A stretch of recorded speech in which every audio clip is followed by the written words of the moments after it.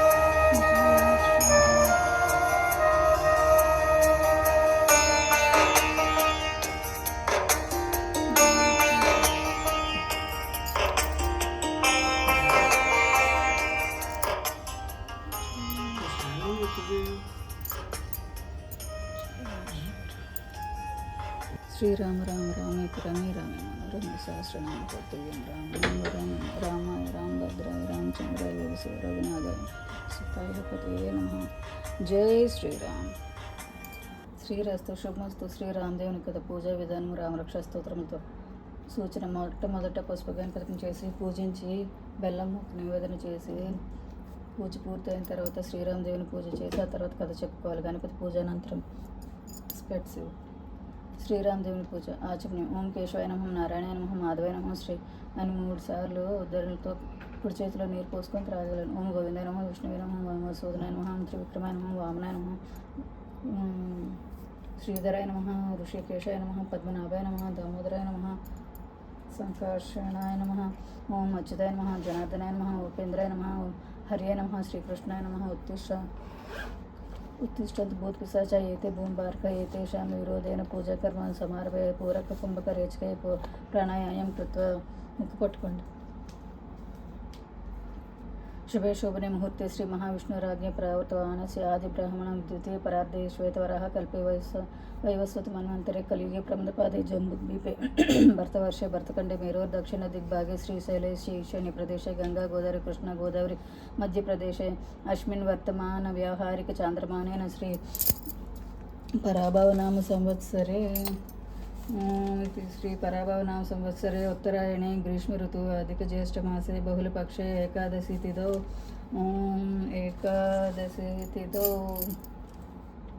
गुरुवासरे शुभ नक्षत्र शुभयोने शुभकरणे वंगुन विशेषण विशिष्टायां शुभतिथौ श्रीमान हरिपतिगोत्र श्रीनिवासनामधेय श्रीमतः धर्मपत्नी हरिपतिगोत्रस्य रेणुकामहालक्ष्मीनामधेय चिरंजीवपुत्र हरिपतिगोत्र डिलेशनामधेय चिरंजीवपुत्रिका गोमुखी हरिपतिगोत्र गोमुखीनामधेय चिरंजीवपुत्रिका हरिपतिगोत्रस्य गौळीनामधेय मम उपातदूर्त्यक्षोयधर श्री परमेश्वर प्रीत्यर्थं मम च सर्वकुटुम्बसख्यानां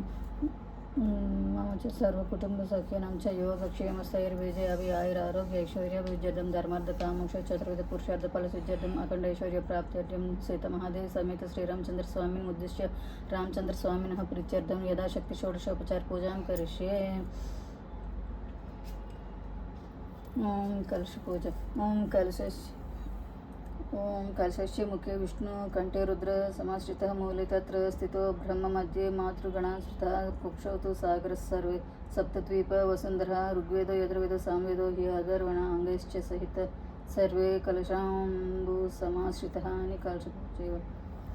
ओम आप एव जगत्सर्वं भूतान्यापो मृतं च ता सम्राडादिपरब्रह्म छन्दांस्याप्यता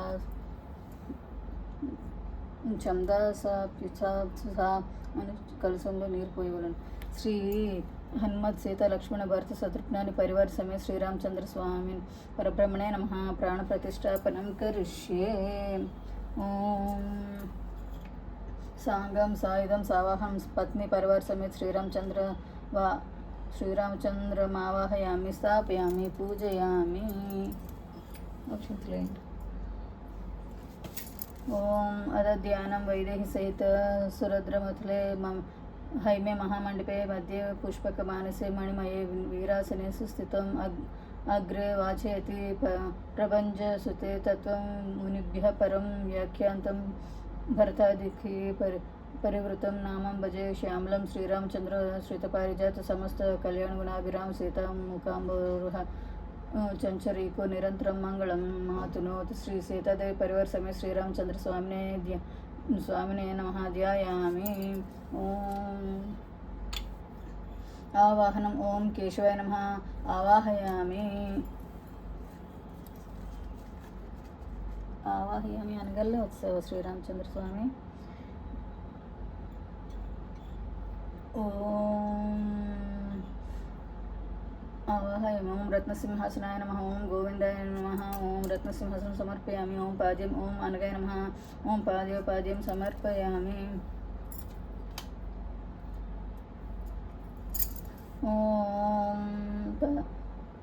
ओम अर्घ्यम इंद्रपतये नमः. हस्ते अर्घ्यं समर्पयामि. ओम आचमनम् ओम जनार्दनाय नमः. मुखे आचमनीयं समर्पयामि. ओम पंचामृतम् ओम दधिक्षीर्राजमधुभिः सर्कलाफलसंयुतं पंचामृतस्नानमिदं गृहाण रघुनन्दनं. पंचामृतं स्नानं समर्पयामि. ओम शुद्धोदकम् ओम गंगा गोदावरी कृष्ण कावेर्यादि नदी जले स्नापयामि गृहाणे इदानीं स्नानं शुद्धोदकै शुद्धोदकस्नानं समर्पयामि. ओम वस्त्रं विष्टरसर्रावसे नमः. ओम वस्त्रयुग्मं समर्पयामि. ओम गन्धं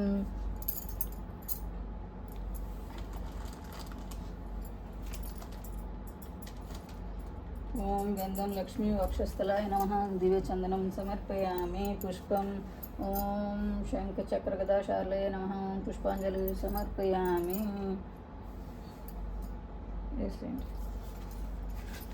ओम इति श्रीरामस्तोत्रशतनामावली प्रारंभम.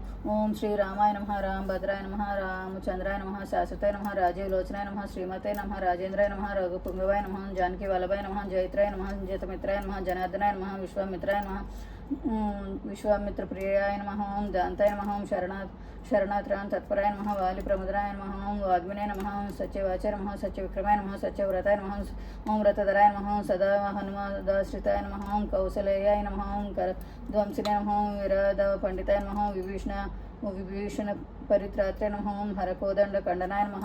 ओम सप्तताल प्रभेत्रे नमः. ओम दशग्रीव शिरोहराय नमः. ओम जामदग्न महादर्पाय नमः. ओम धरणाय नमः. ओम ताटकांतकाय नमः. ओम वेदांतसाराय नमः. वेदात्मनाय नमः. भवरोगस्य भेषजाय नमः. दूषण श्रितो हंत्रे नमः. त्रिमूर्तये नमः.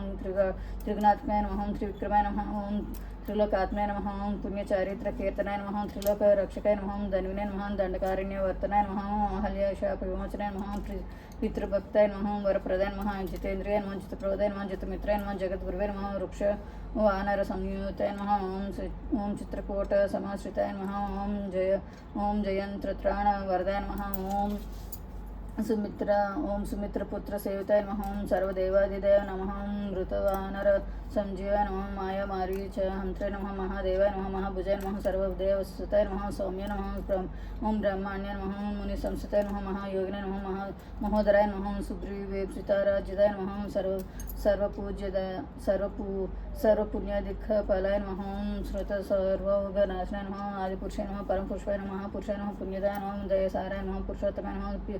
ओम स्मितभक्ताय नमः. मितभाषिणे नमः. पूर्वभाषिणे नमः. ओम राघवाय नमः. अनंत गुणगम्य गंभीराय नमः धीरोदत्त गुणोत्तमाय नमः माया मानुष चारित्राय नमः ओम महादेवादि पूजिताय नमः सेतुकृते नमः ओम जितवाराशय नमः ओम सर्वतीर्थमयाय नमः हरिये नमः श्यामांगाय नमः सुंदराय नमः शोराय नमः पेतवास्य नमः धनुर्धराय नमः सर्वयज्ञाधिपाय नमः यज्जुने नमः ओम जरामरणवर्जिताय नमः विभीषण प्रतिष्ठात्रे नमः सर्वावगुणवर्जिताय नमः परमात्मने नमः परस्मै भ्रमणे नमः सच्चिदानन्दाय नमः परस्मै ज्योतिषे नमः अस्मै दाम्ने नमः पराकाशाय नमः परात्पराय नमः वापारेशाय नमः पारगाय नमः ओम पाराय नमः सर्वदेवात्मकाय नमः ओम परस्मै नमः ओम इति श्रीराम अष्टोत्तरशतनामावली समाप्तम्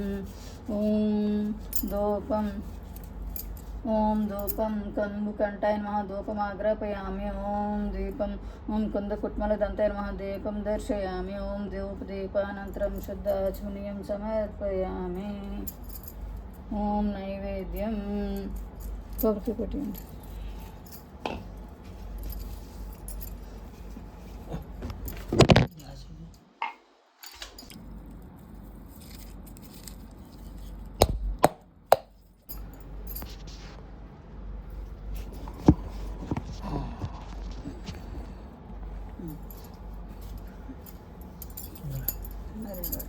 ओम नैवेद्यं प्रोक्ष्य पर्षिचे ये देवस्य वितस्माकं धियो धर्मादिगोचरः प्रेरयेतस्य यद्गर्भः तद्वरेण्यमुपास्महे पूर्णेन्दु निभवक्ताय नमः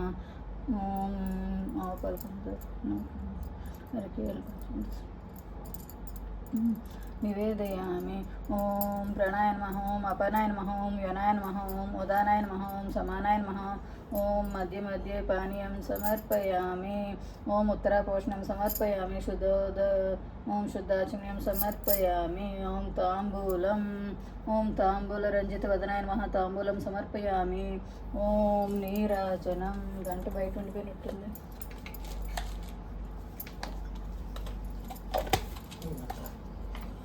ओम नीराजनं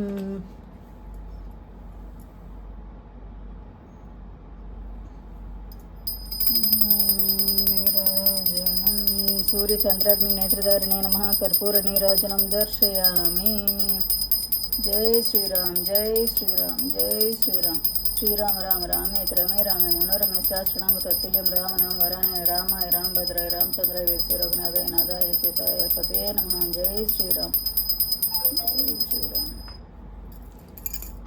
जय श्रीराम जय श्रीराम जय श्रीराम जय श्रीराम श्रीराम राम रामेति रमे रामे मनोरमे सहस्रनाम तत्तुल्यं रामनाम वरानने रामाय रामभद्राय रामचंद्राय वेदसे रघुनाथाय नाथाय पतये नमः जय श्रीराम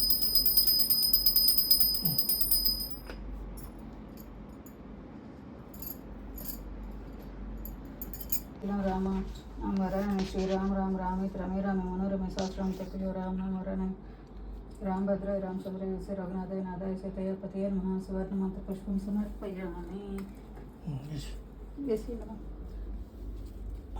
प्रदक्षिण नमस्कारं यानि कानि पापानि जन्मान्तरकृतानि च तानि प्रदक्षते पदे पदे अन्यस्य शरणं नास्ति त्वमेव शरणं मम तस्मात् कारुण्य भावेन रक्ष रक्ष रघुतुत నువ్వు పట్టుకోగిరితే నేను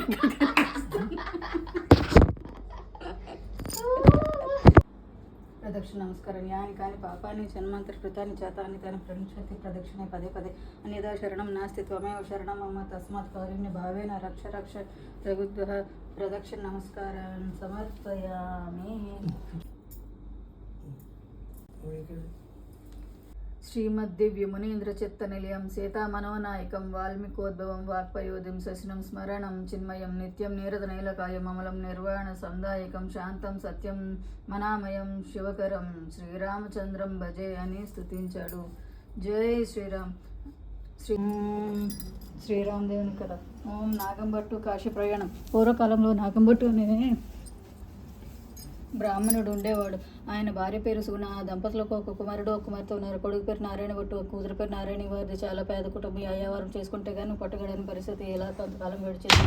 నాగంభట్టుకి ఒకనాడు కాశీ వెళ్ళి అక్కడ చాలా ధనం సంపాదించాలని కోరిక పుట్టింది. మంచి ముహూర్తం చూసుకొని కాశీ ప్రయాణం అయినాడు. కొంత దూరం వెళ్ళేసరికి నాగంభట్టుకి వ్యాసమునీంద్రుడు, నారదముని, వారి శిష్యుడు సూతుడు కనిపించారు. వారు భట్టుని చూచి ఎక్కడికి వెళ్తున్నావు అని అడిగారు.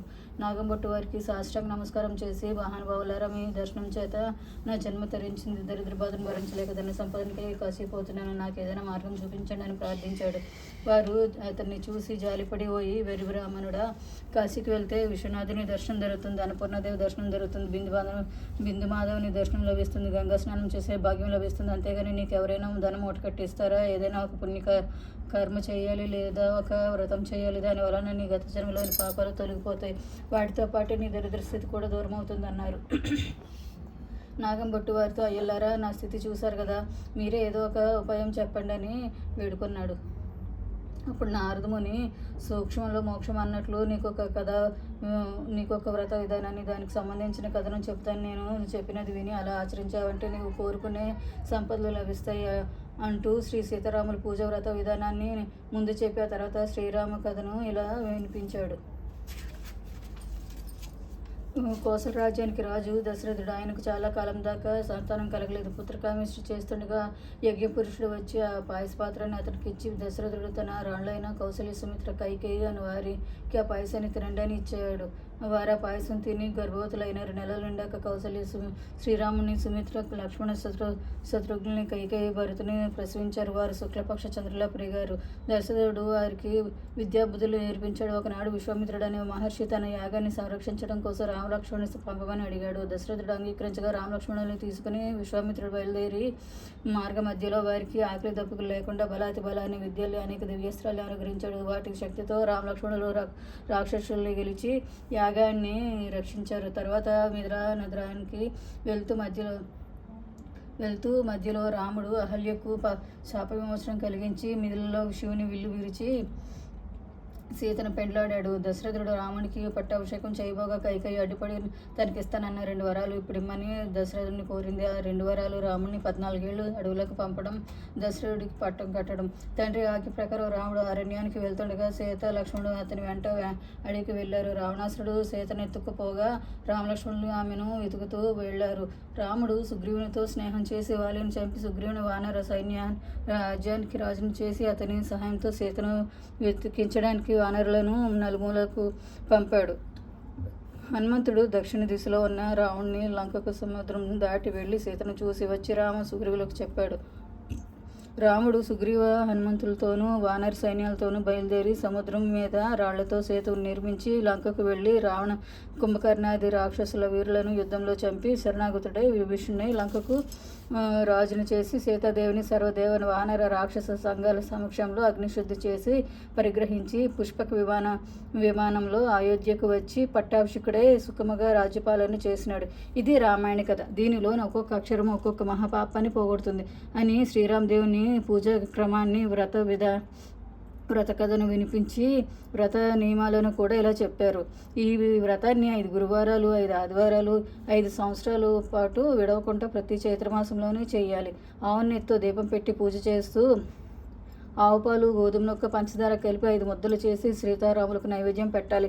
ఒక ముద్ద బ్రాహ్మణుడికి ప్రసాదముగా పెట్టాలి. ఒక ముద్ద ముత్తైదుకు వాయనముగా ఇవ్వాలి.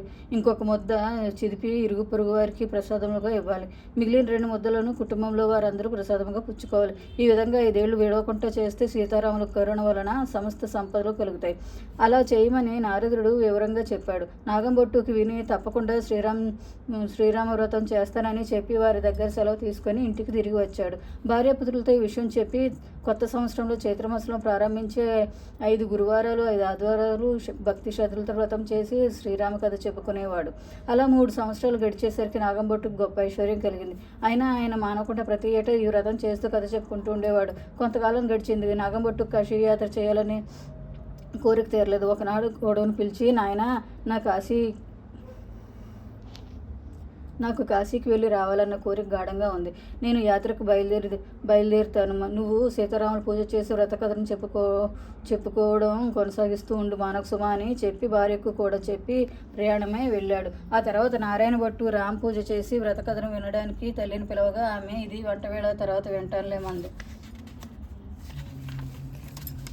మళ్ళీ సాయంకాలం వేళ వ్రత కథ చెప్తాను వినమంటే ఇప్పుడు పనుల వేళ అన్నది. రాత్రి కథ వినమంటే ఇక నిద్రవేళ ఇప్పుడు కథ వినలేనని నిర్లక్ష్యంగా మాట్లాడింది. సంపదలు వచ్చిన తర్వాత వాడికి పూజ వ్రతాదుల మీద శ్రద్ధ తగ్గిపోయింది. ఇంటికి దీపంలో ఉండాల్సిన ఇల్లాలకి శ్రద్ధ లేకపోతే ఆ ఇంటి ఐశ్వర్యం ఎలా నిలుస్తుంది? శ్రీరామదేవునికి ఆమె నిర్లక్ష్యం పట్ల కోపం వచ్చింది. వచ్చిన ఐశ్వర్యాలన్నీ తిరిగి వెళ్ళిపోవడం ప్రారంభించి పాత్ర సామగ్రులన్నీ వ్రతం చేసే ఇరుగు పరివారి ఇంట్లోకి దొరికిపోయి చివరికి తండ్రి అయ్యవారం చేసుకుని చిల్లి రాయి చెంపుపడిపోతుంటే కూతురు అమ్మ అదైనా ఉంచమని రామదేవుని అడుగు అంది. ఆమె అలా కోరగా అది మాత్రం మిగిలింది. గూటిలోని వెండి కంచెం పొరింటికి దొరికిపోతుంటే ఆ తల్లి కంచెం పట్టుకుని లాగింది. ఆ పట్టుకున్న కాక మిగిలిన కంచంలోని భాగమంతా పొరిగింటికి దొరికిపోయింది. మరునాడు ఈ కంచం మాదే, దీని ముక్క మా ఇంట్లో ఉందని తల్లి పొరుగు వారిని అడిగింది. వారు మేము మీ ఇంటికి వచ్చి దొంగలించలేదు, ఈ కంచం మాదే పొమ్మన్నారు. అప్పుడు సుగుణ తన చేతిలోని మిగిలిన కంచం ముక్క తెచ్చి దానికి అతికించగా అది సరిగ్గా అమిరిపోయింది. పొరుగువారు ఆ కంచం మాదే పొమ్మన్నారు. ఆమె సిగ్గుపడి తిరిగి వచ్చింది. కొడుకు అది చూసి అమ్మ నువ్వు రాంపూజ వ్రతకథను శ్రవణం మానేసో దాని ప్రభావమే ఇది. ఇప్పుడైనా శ్రీరామదేవుని వ్రతానికి ఇష్టపడతావా అని అడిగితే ఆవిడ ఇంకా ఈ పూజలు కథలు ఎందుకు, పోయిన సంపదలుగా పోయి నువ్వు మాత్రం నీ చెల్లెల్ని ఎవరికైనా ఇచ్చి పెళ్లి చేయని చెప్పింది. ఆమె చెప్పినట్లే చేస్తానని చెల్లెని వెంట పెట్టుకుని ప్రయాణమైనాడు. నారాయణ భట్టు కొంత దూరం వెళ్ళగా వారికి నాగంభట్టుకి కాశీ నుండి వస్తూ ఎదురైనాడు. రామదేవుని వ్రత కథలను మానినందుకు అతనికి కూడా వింత అనుభవం ఎదురైంది. దారిలో అతనికి ఒక కోనేరు కనిపించింది. దాహం అనిపించి తన మూటను గట్టున పెట్టి నీళ్లు త్రాగడానికి కోనేటిలో దిగాడు. ఎక్కడి నుండో ఒక గద్ద వచ్చి ఆ మూటను తొన్నుకుపోయింది. ఆ విషయం తన పిల్లలకు చెప్పి మీరు ఎక్కడికి వెళ్తున్నారని ప్రశ్నించాడు. వారు ఐశ్వర్యవదం వల్ల తమ తల్లి శ్రీరామదేవుని వ్రత కథలను నిరాదరణ చేయడం, తమ సంపదలన్నీ పోవడం అన్నీ చెప్పి అమ్మ ఈ చెల్లెల్ని పెళ్లి చేయమని నాకు చెప్పింది. వరాన్వేషణకే బయలుదేరాము అన్నారు. భట్టు మీ అమ్మ చెప్పినట్లే చేయండి అని తాను ఇంటికి వెళ్ళాడు. నారాయణ భట్టు వరులను గురించి వాకప్ చేసుకుంటూ ఒక గ్రామానికి వెళ్ళి అక్కడ ఒక వరుణ్ణి చూసి మా చెల్లెల్ని పెళ్లి చేసుకుంటావా అని అడిగితే వాడు తనకి ఆ ఉద్దేశం లేదని ఖచ్చితంగా చెప్పాడు. మరో ఊరికి వెళ్ళి ఇంకొక వరుణ్ణి అడగ్గా వాడు నాకు ఇదివరకు 2 భార్యలు ఉన్నారు, వారిని పోషించలేకపోతున్నాను, ఇంకొకరితో నాకెందుకని ఉన్నమాట చెప్పాడు. అన్న చెల్లెలు ఇద్దరు ఇంకొక గ్రామానికి వెళ్ళి ఊరు బయట పూలతోట అందంగా కనిపించింది. ఆ తోటలో రామదేవుని పూజ చేసుకుంటే చెప్పుకుంటే మంచి జరుగుతుందని వారికి అనిపించింది. శ్రీ సీతారాములు పూజ చేశారు, వ్రత కథ రామాయణ కథ చెప్పుకున్నారు. ఆ తర్వాత ఊరిలోకి వెళ్ళబోతూ అక్కడికి పువ్వుల కోసం వచ్చిన బ్రాహ్మణ యువకుడిని చూసి నారాయణ భట్టు అతన్ని దగ్గరకు వెళ్ళి అయ్యా నా చెల్లెలు నీకు ఇచ్చి పెళ్లి చేయాలని అంగీకరిస్తావా అని అడిగాడు. దానికి అతడు పెళ్లి చేస్తానంటే కాదను, కానీ మా గురువుగారు ఉన్నారు, వారు అనుమతిస్తే చేసుకుంటాను అన్నాడు. వారందరూ గురువుగారి దగ్గరికి వెళ్ళారు. నారాయణ భట్టు గురువుగారికి నమస్కరించి విషయం అంతా చెప్పాడు. ఆయన భట్టుతో బ్రహ్మచారిని గృహస్థుని చేస్తానంటే వద్దంటానా, కానీ అతనికి గోష్పదమంత భూమి లేదు, చింతాకంత బంగారం లేదు, మీకు ఇష్టమైతే చెయ్యండి అన్నారు. నారాయణ భట్టు ఆ గ్రామస్తులను సహకారంతో ఆ గురువుగారి ఆశీస్సులతో చెల్లెల్ని ఆ విప్రబాలునికి ఇచ్చి ఉన్నంతలో బాగానే పెళ్లి చేశాడు. ఆ కొత్త దంపతులకు నారాయణ భట్టు శ్రీ సీతారాముల పూజ విధానాన్ని వ్రత కథను చెప్పి మరీ వ్రతాన్ని ఆచరిస్తూ సర్వ సంపదలతో సుఖంగా ఉండండి అని దీవించాడు. ఆ దంపతులకు భక్తి శ్రద్ధలతో శ్రీరామదేవుని వ్రతం చేయటానికి పూనుకున్నారు. వీరు వ్రతం చేసి కథ చెప్పుకుంటుండగా ఒక ధనికుడైన విప్రుడు వీరి యోగ్యతను గుర్తించి 4 ఎకరాల భూమిని వీరికి దారాదత్తం చేశాడు. మరో కొన్నాళ్లకు ఆ దేశపు రాజుగారు పుణ్య దంపతులైన వారికి ఒక మేడ కట్టించి ఇచ్చి సకల సదుపాయాలు చేయాలని సంకల్పించి అటువంటి వారి కోసం చూస్తున్నారు. ఒకనాటి రాత్రి శ్రీ సీతారాములు ఆయన కల్లో కనిపించి ఆ పుణ్య దంపతులకు నువ్వు కల్పించినవన్నీ ఇమ్మని ఆదేశించారు. మరునాడు రాజుగారు వీరి ఊరికి పల్లకిని పంపి ఈ పుణ్య దంపతులను ఆహ్వానించారు. వారు వచ్చేసరికి నారాయణ దంపతులు శ్రీ సీతారాముల వ్రతం చేసి కథ చెప్పుకుంటున్నారు. రాజభటులకు మర్యాద చేసి వారికి కూడా రామదేవుని కథ వినిపించి ఆ తర్వాత రాజదర్శనానికి వెళ్ళారు. రాజుగారు వీరిని సన్మానించి గ్రామంలోని రాజభవనం లాంటి ఇంటిని నిర్మించి సకల సదుపాయాలు కల్పించారు. నారాయణ భట్టు ఒకనాడు చెల్లెలతో, అమ్మాయి, నేను ఎన్నాళ్ళు ఇక్కడ ఉంటాను, మా కుటుంబం దరిద్రం తీరేటట్లు వెళ్ళి శ్రీరామ దేవుణ్ణి వెంట పెట్టుకొని వస్తానని బయలుదేరాడు. ఒక గ్రామంలో ఒక గొల్లవాన్ని చూసి విశేషాలు ఏమిటని అడిగాడు. వాడు, అయ్యా, నేను గుడ్డివాడిని, వడ్లకాయలు కాస్తున్నాను అన్నాడు. భట్టు అతనికి అప్పుడు శ్రీరామ్ కథ వినిపించాడు. గొల్లవాని గుడ్డితనం పోయి కథలోనే ఇంత ప్రభావం ఉంది, వ్రతం కూడా చేస్తే ఇంకెంత మహిమ ఉంటుందో అని వ్రత విధానం చెప్పమని అడిగాడు. భట్టు చెప్పాడు. కొంత దూరం వెళ్ళేసరికి ఒక రాజుగారు విచారిస్తూ కనిపించాడు. నారాయణ భట్టు అతన్ని చూసి, రాజు ఎందుకు విచారిస్తున్నారు అని అడిగేసరికి ఆయన, అయ్యా, నా రాజ్యం శత్రురాజులు ఆక్రమించారు, నా భార్య పుత్రులు దారి తప్పి ఎక్కడో పోయారు, ఇది నా అవస్థ అన్నాడు. భట్టు ఆయనను ఓదార్చి, మీకు రామ్ కథ వినిపిస్తాను, వినండి, మీ కష్టాలు పోతాయని శ్రీరామదేవుని కథ చెప్పి వ్రత విధానాన్ని కూడా వివరించాడు. రామ్ కథ శ్రవణం మహిమ వలన అతని భార్యపుత్రులు వచ్చి కలిసినారు. అది తిరిగి అతని రాజ్యం అతనికి వచ్చింది. వ్రతం క్రమం తప్పకుండా చేయమని రాజుకు బోధించి భట్టు ముందుకు సాగాడు. కొంత దూరం వెళ్ళగా ఒక స్త్రీ ఏడుస్తూ కనిపించింది. భట్టు, అవ్వ, ఎందుకు విచారిస్తున్నావు అని అడిగాడు. ఆమె, నాయన, నాకు చిన్నతనంలోనే పెళ్ళైంది, నా భర్త దేశాంతరం వెళ్ళినాడు, తల్లిదండ్రులు అత్తమామలు కొన్నాళ్ళు చూశారు, తర్వాత నన్ను ఏకాకం చేశారని చెప్పింది. భట్టు, అమ్మ, నీకు శ్రీరామదేవుని వ్రతం కథ విధానం అన్నీ చెబుతాను, వ్రతం చేసి కథ చెప్పుకో, నీ కష్టాలు తీరుతాయని చెప్పి వ్రత విధానం అంతా చెప్పి వెళ్ళిపోయాడు. ఒక గ్రామం చేరి ఒక ఇంటి ముందు ఆగి, అమ్మ, రామదేవుని పూజ చేసుకుంటాను, కొంచెం చోటిస్తావని అడిగితే ఆమె, మా ఇంట్లో మడి ఆచారం అంటే కుదరదు, ఇంకొక ఇల్లు చూసుకోండి అని చెప్పింది. పోనీ కోనేరైనా చూపించి తల్లి అన్నాడు. ఊరికి ఈశాన్యం దిశగా కోనేరుంది, వెళ్ళు అని చెప్పింది ఆమె. భట్టు వెళ్ళి స్నానం చేసి మళ్ళీ ఆ ఇంటికే వచ్చి అరుగు మీద తన సంచిలోని పుచ్చిపెట్టి పసుపు రాసి బొట్టు పెట్టి దాని మీద శ్రీ సీతారామదేవులకు పటం పెట్టి ఆవు పాలు గోధుమ రవ్వ పంచదార కలిపి 5 ఉండలు చేసి రామదేవునికి పూజ చేసి నైవేద్యం పెట్టి కథ చెప్పుకుంటుండగా ఆమె బయటికి వచ్చింది. భట్టు ఆమెకు తాంబూలం ప్రసాదం ఇచ్చినాడు. భట్టు అక్షంతలు తల మీద వేసుకొని కొన్ని ఆ ఇంటి మీద చెల్లి వెళ్ళిపోయాడు. అతను వెళ్ళగానే ఆ ఇల్లు ఇంద్రభవనం అయినది. అయ్యవారం చేసి నాకు వెళ్ళిన భర్త కోసం వీధి అరుగు మీద కూర్చుని అతడు రాగానే జరిగిన సంగతి అంతా చెప్పింది. భర్త కోపించి, రామదేవుని పూజకు చోటమని అంటావు, ఎంత దౌర్భాగ్యరాలు నువ్వు, ఆయన ఎటు వెళ్ళాడు అని అతన్ని వెతుక్కుంటూ వెళ్ళి తన ఇంటికి రమ్మని ప్రార్థించాడు. భట్టు, నేను రామదేవుని వెతకడానికి వెళ్తున్నాను, ఇప్పుడు రానన్నాడు. ఆ బ్రాహ్మణుడు, మా వల్ల తప్పు జరిగింది, మన్నించమని వేడుకున్నాడు. భట్టు, మీరు ఇల్లు ఉన్నాడులో మీ తప్పేం లేదు, మీరు రామదేవుని వ్రతం చేసుకుని కథ చెప్పుకుంటూ సుఖంగా ఉండండి అని వ్రత విధానాన్ని కథను చెప్పి పంపాడు. ఆ విప్రుడు వ్రతం చేసి ఐశ్వర్యవంతుడైనాడు. నారాయణ భట్టు ఎండనక వాననక తిండి తిప్పలు మాని గ్రామాల్లోనూ అరణ్యాల్లోనూ తిరుగుతుంటే ఒక చోట ముఖం తిరిగి పడిపోయాడు. అప్పుడు రామదేవునికి దయ కలిగి ముసలి బ్రాహ్మణి వేషంలో వచ్చి అతన్ని లేవదీసి మంచినీళ్ళు ఇచ్చి భోజనం చేద్దుగాని మా ఇంటికి రమ్మని పిలిచాడు. భట్టు, నేను రామదేవుని వెతుకుతున్నాను, ఆయన కనిపించేదాకా భోజనం చేయనని ఒక జలాశయం చూపిస్తే స్నానం చేసి రాంపూజ చేసుకుంటాను అన్నాడు. రామచంద్రుడు ఒక కోనేరు చూపించాడు. భట్టు స్నానం చేసి వచ్చేసరికి పూజకు వెండి పీటలు బంగారు పళ్ళలు కనిపించే పూజ పూర్తి కావస్తుండగా సీతారాములు మా ఇంటికి రమ్మని మళ్ళీ పిలిచారు. శ్రీరామదేవుడు నాకు కనిపించేదాకా భోజనం చేయనని భట్టు అనగా, వృద్ధు బ్రాహ్మణుడు, నేనే నువ్వు వెతుకుతున్న రామదేవుని అన్నాడు. భట్టు, అయితే కావచ్చు మహానుభావ, నాకు నువ్వు నిజ రూపంతో దర్శనం ఇవ్వాలి, అప్పుడే నేను ధన్యుణ్ణి అవుతాను అని చెప్పగా రాముడు హనుమత్ సీత లక్ష్మణ భరత శత్రుఘ్న పరివారం అతని ముందు సాక్షాత్కరించారు. నారాయణ భట్టు ఆనందపరుషుడే శ్రీమద్దివ్య మునీంద్ర చిత్త నిలయం సీతా మనోనాయకం వాల్మీకోద్భవం వాక్వయోధిం శశనం స్మరణం నిత్యం నీరద నీలకాయం అమలం నిర్వాణ సందాయకం శాంతం సత్యం మనామయం శివకరం రామచంద్రం భజే అని స్తుతించాడు. శ్రీరామచంద్రుడు చిరునవ్వు నవ్వుతూ, భట్టు, ఇప్పటికైనా నా భోజనం చేస్తావని అడిగాడు. భట్టు ఆయనకు నమస్కరించి, దేవా, నువ్వు నాతో వస్తానని వాగ్దానం చేస్తే తప్పకుండా భోజనం చేస్తాను అన్నాడు. రాముడు వాగ్దానం చేశాడు. సీతామహాదేవి అప్పుడు వెండిపీటలు బంగారు కంచాలు పెట్టి శ్రీరామునికి అతని పరివారానికి నారాయణ భట్టుకి పంచపక్ష పరమాన్నాలతో భోజనం పెట్టింది. కర్పూర అంబులాలు కూడా వేసుకున్న తర్వాత నారాయణ భట్టు, రామదేవ, నాతో మీరు రావాల్సిందిగా ప్రార్థించాడు.